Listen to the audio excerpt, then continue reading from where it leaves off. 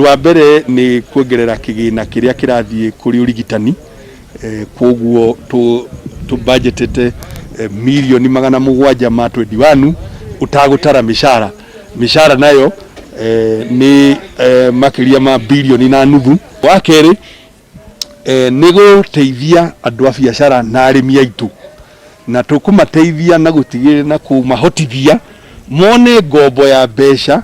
Budget ino ndicokete karora muno andu a biashara he mbeca cigitwo kando igatuika ni cia guteithia ana biashara aria megukoma hinyirirekete muno murimu uyu ikauga uthire.